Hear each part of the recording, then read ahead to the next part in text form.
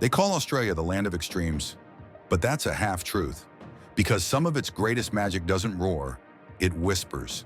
Beneath red dust, behind gum trees, above silent deserts, Australia lives in its quiet places. And if you listen, it tells stories. You arrive in the outback and the silence greets you like an old friend. The horizon bleeds orange and gold, the air dry and still. Out there, Uluru doesn't merely sit, it watches, ancient and slow. At dusk, it glows like a dying ember, and you feel you're in the presence of something more than rock. You feel human. 1,000 years of dust and dreaming swirl through every breeze. The oldest culture on Earth, its stories etched in stone, whispered in wind, lives here. But this is not the Australia of postcards. It's not just sunsets and safari hats. It's rainforests breathing mossy life, the roar of waves against cliffs, the calm of coral seas, and towns that hum with art in color after dark. It's sunsets in Byron Bay, laneways in Melbourne, starlit skies above the red center. It's the quiet between heartbeats. You'll find a different kind of wonder in the north, where the land shifts from arid desert to lush wetlands. Welcome to Kakadu National Park, a place older than most human stories. Enormous floodplains, twisting rivers, gargantuan escarpments. It feels elemental, as if the world was paused here. You glide along yellow water on a dawn cruise, mist rising, water lilies drifting, the calls of magpie geese ringing in the air. Crocodiles slip beneath mirrored water. Buffalo graze in the shallows. Birds flare into the sky. Every sight feels sacred, like a painting unfolding in real time. But Kakadu is more than nature. It's culture. Ancient rock art in Ubir and Norlangi tells Dreamtime stories. The ancestors, the landscapes, the songs. Walk those galleries under the open sky, and you feel time stretch. You can see, through pigment, silhouette, line, how people have always belonged here, long before maps, flights, or guidebooks. In the dry season, waterfalls like Jim Jim and Twin Falls transform the terrain. Pools form, cliffs echo, the sun casts shafts of light through mist. You stand at the edge and feel small, but alive. Because here, when the land speaks, you listen. When you cross east to Queensland, the forest invites you in. Visit Daintree, where every leaf gleams with life. Vines dangle like cathedral drapery, and the scent of green is heavy in your lungs. You tread paths where ancestors walked, where birds dart and tree frogs disappear in a blink. Mossman Gorge feels like the rainforest heartbeat, a place where every ripple, every beam of light, every breath of air carries a pulse of life older than memory. The moment you step onto the trail, the sound changes. The modern world fades, replaced by a symphony of water over stone and leaves whispering high above. Crystal streams twist through smooth granite boulders, their surfaces polished by centuries of flow. Sunlight filters through the canopy in fractured beams, painting golden dapples that dance across the water. The air is cool, damp, and thick with the scent of earth and moss. It's the kind of air that feels alive, like the forest itself is breathing with you. You walk deeper, and the trees grow massive, their roots coiling like ancient sculptures around the ground. Moss carpets everything, logs, rocks, branches, turning the gorge into a living tapestry of green. Tiny fish dart through the shallows, and butterflies flash brilliant colors in the filtered light. The river hums softly, eternal and unhurried. When you reach the pools, you dip your hand into the water and feel time slow. It's cold, shockingly pure, drawn straight from the veins of the earth.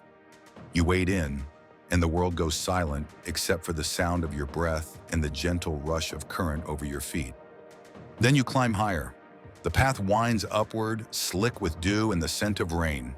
Each step brings a change in color, from emerald shadow to bright jade sunlight. And finally, you reach the lookout.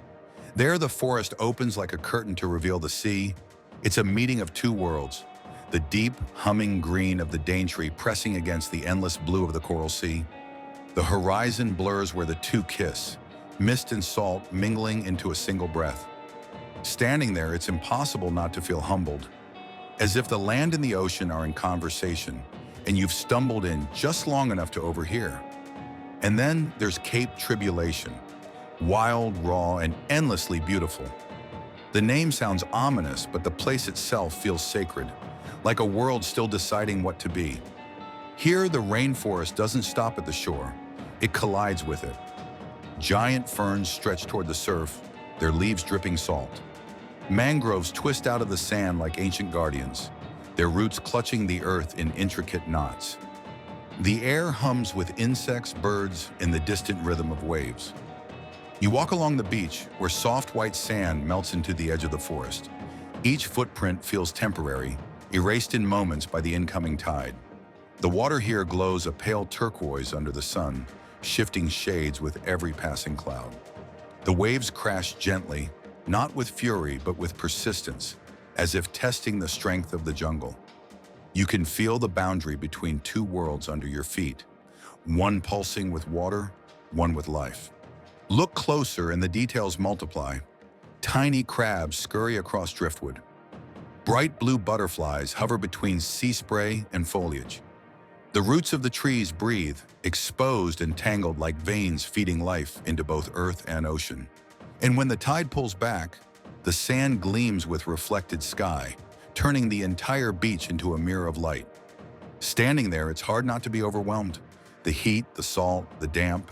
It's sensory overload in the best way possible. The air tastes alive, green, briny, electric. You hear the forest creak, the ocean sigh, and somewhere between them, the faint rhythm of your own heartbeat sinking to theirs. Cape Tribulation isn't just where the rainforest meets the reef. It's where chaos meets peace.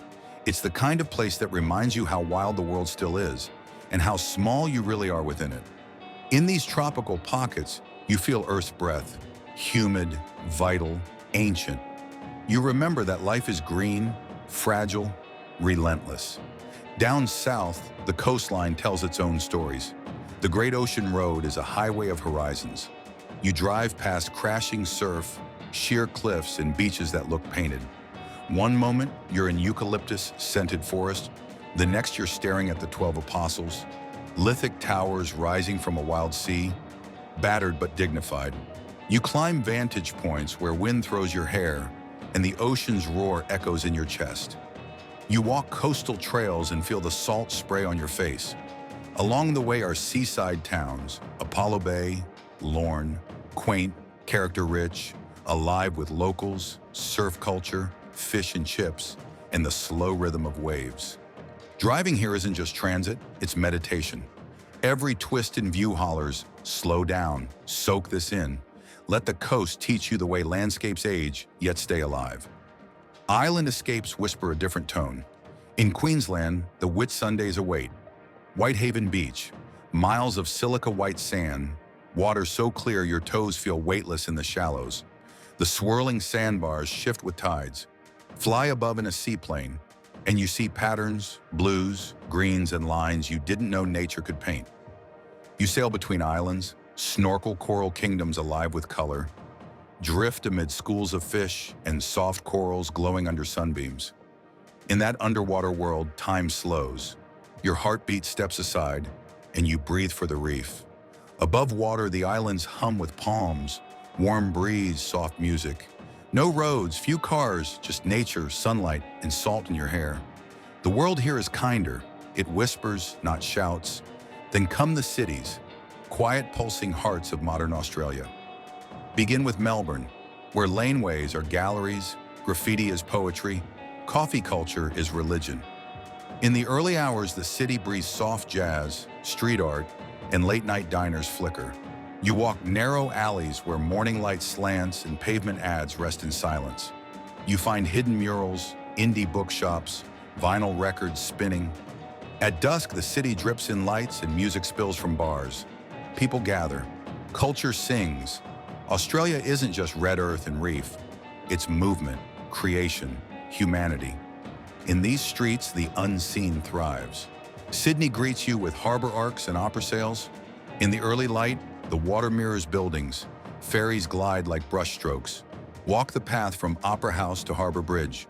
Watch surfers at Bondi. Wander neighborhoods where seaside cafes lounge. Locals greet strangers, and salt lingers in skin. In the still hours before dawn, the city softens. You might find yourself on a bench by the water, the skyline asleep, stars overhead, sound of distant waves like breath. That moment feels sacred, city and nature in pause. If Australia is a song, Tasmania is its quiet bridge. Remote, wild, poetic. Hobart hums with markets, art, and rivers. From there you reach Cradle Mountain, alpine peaks, mirror lakes, forests echoing ancient names. You hike in cold dawn mist, each footstep a conversation with centuries of wilderness. East Coast beaches, bay views, colonial towns. The island feels like a secret. You drive along coastal cliffs, stop in villages serving seafood and stories. In forests, you meet Tasmanian devils, wallabies, ancient ferns. You feel the island's soul in wind, stone, serenity. Go inland and you find country towns, food trails, vineyards. Adelaide drapes itself in festivals, art galleries, wine country nearby. You wander through markets, taste Shiraz, smell eucalyptus, watch the sun set over rolling hills. The city is elegant but calm, open, warm. Perth stands on the edge of the Indian Ocean. Beaches stretch endless, the air glitters with sun, and nature edges into the city. You cross the Swan River, explore Kings Park Gardens where views expand, the sky yawns. At sunset, the western horizon seems endless. Within the city, art centers, cafes, multicultural life mingle. You feel living, free, daylight long. Kangaroo Island is a sanctuary of silence. You ferry across, your mind softening. Here, sea lions lounge, koalas nap in eucalyptus, penguins waddle at dusk. Flinders Chase National Park throws you into sculpted rocks, crashing waves at Admiral's Arch. Granite boulders balanced like sculptures. You hike trails, listen to waves, watch wildlife unbothered. You know you've stepped into nature's quiet favor. Australia's skies are epic. In the outback, night doesn't just arrive, it overwhelms. The Milky Way pours overhead like molten silver. You lie in the dark and fall into cosmos. Shooting stars snap overhead. No city lights to hide the universe's depth. You feel small, yes, but vast too. You feel connected. In cities too, the sky shows up. Rooftop bars, laneway balconies, harbor edges. Anywhere you look up becomes cathedral. The stars, moon, distant planets. They remind you the land holds you just as much as you hold it.